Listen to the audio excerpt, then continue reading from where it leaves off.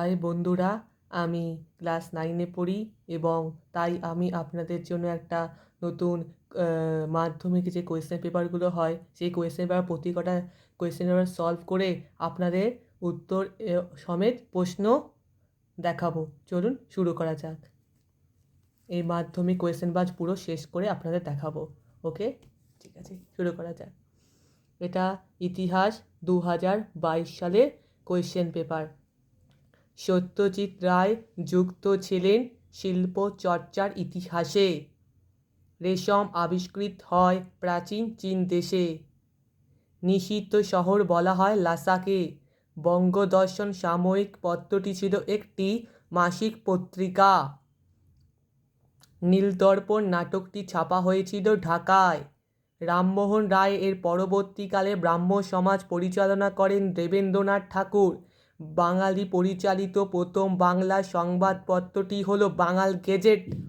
কলকাতা বিশ্ববিদ্যালয়ের প্রথম মুসলিম স্নাতক ছিলেন দেলওয়ার হোসেন আহমেদ। ঔপনিবেশিক অরণ্য আইনের বিরুদ্ধে সংগঠিত একটি আদিবাসী বিদ্রোহ হল রম্পা বিদ্রোহ। সন্ন্যাসী বিদ্রোহ কথাটি প্রথম ব্যবহার করেন জেমস মিল। সবচেয়ে দীর্ঘস্থায়ী কৃষক বিদ্রোহটি হল ফরাসি আন্দোলন। মীর নিসার আলী নেতৃত্ব দিয়েছিলেন বাংলার ওয়াহাবি আন্দোলনে। রাষ্ট্রগুরু নামে পরিচিত ছিলেন সুরেন্দ্রনাথ বন্দ্যোপাধ্যায়। মহাবিদ্রোহকে কৃষক বিদ্রোহ আখ্যা দিয়েছেন শশীভূষণ চৌধুরী। আনন্দমোহন বসু ছিলেন ভারত সভার সচিব। বন্দে মাতরম সঙ্গীতটি রচনা করে বঙ্কিমচন্দ্র চট্টোপাধ্যায়। বসু বিজ্ঞান মন্দিরের প্রতিষ্ঠাতা জগদীশচন্দ্র বসু অধ্যাপক ছিলেন পদার্থবিদ্যার। বেঙ্গল ইঞ্জিনিয়ারিং কলেজ প্রতিষ্ঠিত হয়েছিল 1856 সালে। জাতীয় শিক্ষা পরিষদের সভাপতি ছিলেন রাসবিহারী ঘোষ। দিগদর্শনের সম্পাদক ছিলেন জোসুয়া মার্সম্যান।